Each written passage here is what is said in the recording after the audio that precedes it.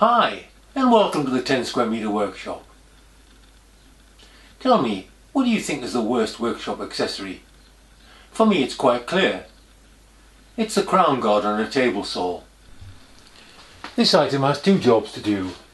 First of all, keep your fingers away from the blade, and secondly, remove dust from the top via the dust port.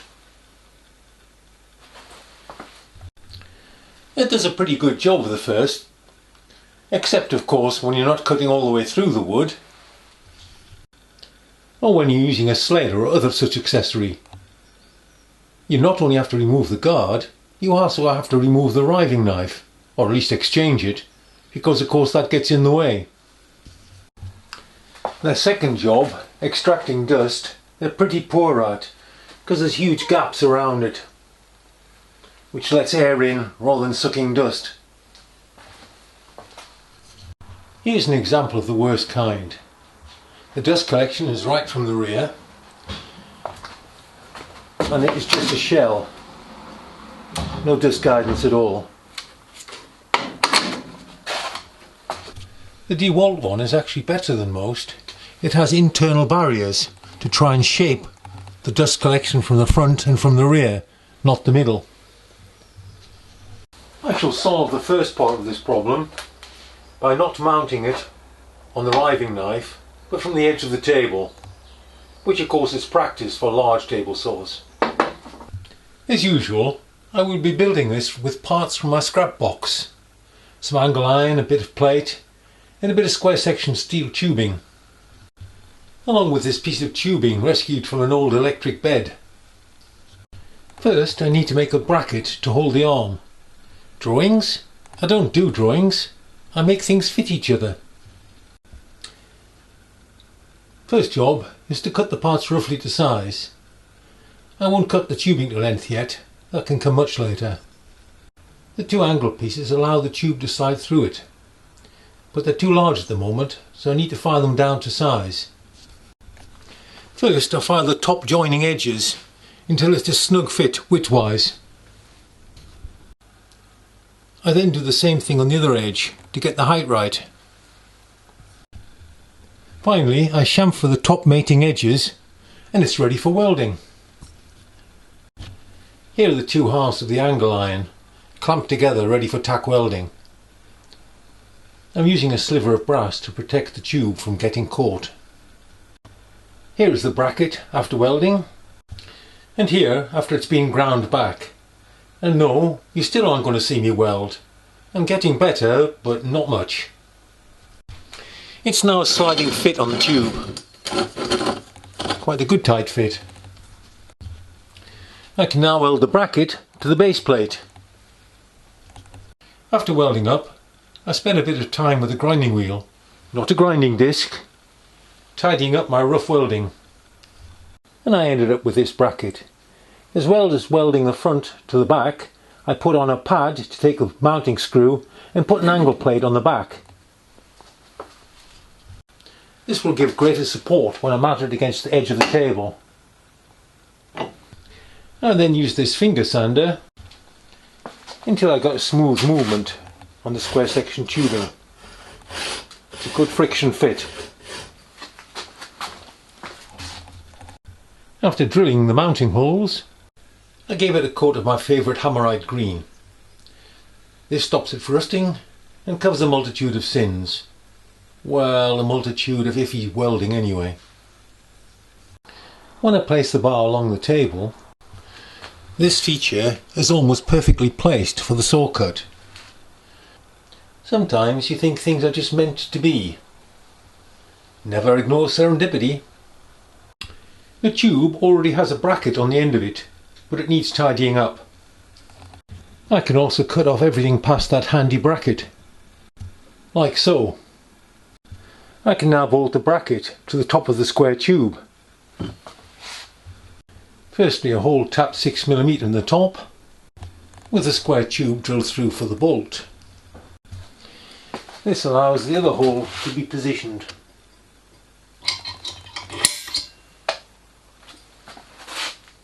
And that secures the arm in place. The next step was to 3D print the guard itself. And if this doesn't look like a conventional guard, that's because it isn't. The back has four 4mm bolt holes which will bolt it to the arm. The place for the holes in the beam were marked with a transfer punch. These were drilled and tapped 4mm. With that done, I could fit the bracket to the table, allowing me to fit the arm for the first time. This being sufficiently rigid is of course crucial. Unfortunately, it's actually quite solid. Not much deflection at all on quite a load. Yep, I think that will do. The width I can cut and still fit under the arm is just over 610mm, which allows me to cut a full width of a sheet at any point. By fitting a 5mm packing piece on the bracket, I got the guard sitting square, flat and central to the blade. And now to the question I know you've been asking: how is this going to gather dust? I shall use the same technique as used on CNC machines. I surround it with a brush, which impedes airflow, meaning it gathers air from all around, not just from the place nearest. The sides of the guard all slope away from the centre, which means the brush will be splayed outwards. This avoids catching it in the blade. The brush needs to be attached around the outside. I intend fixing it with screws. I'm fitting the brush using flange screws. And here it is, assembled. Here it is, mounted on the saw, and with the overhead hose in place. You know what? I think I'll call it Dougal. And yes, of course it ended up being painted yellow.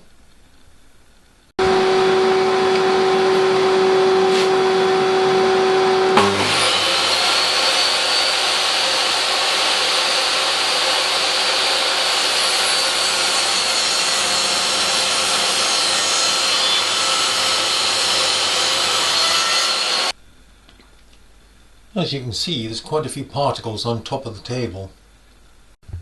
Not a huge amount when collected together, but nevertheless there. So let's try the same thing without the benefit of the brush.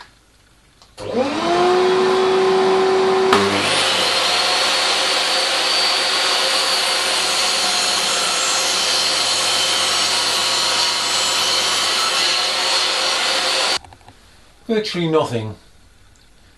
And the airborne dust, according to my meter, is the same or slightly better. That was with my zero clearance insert, so I'm going to try again with a standard insert.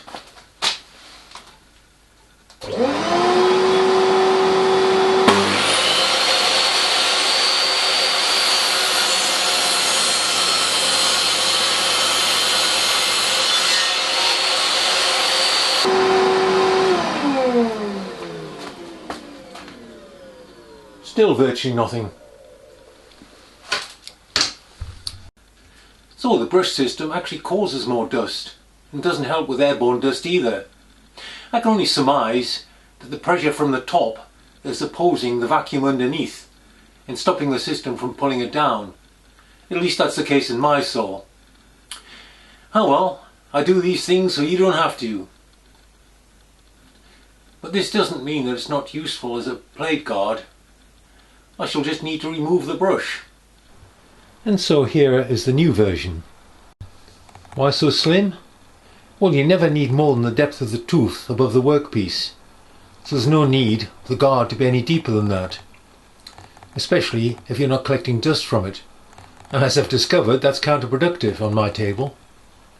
It also engages with the riving knife at the rear. This makes it remarkably solid. It's no movement. This will make it unobtrusive in use, and yet add that extra safety. So it's goodbye to Dougal. Well, that didn't turn out quite how I expected. Trying to solve a problem that I didn't have actually gave me the problem. Still, I've ended up with a crown guard It's easy to put on and take off, and which I will now use. So I guess I'll have to be grateful for that. Hope you enjoyed this. Doesn't always go right. See you next time.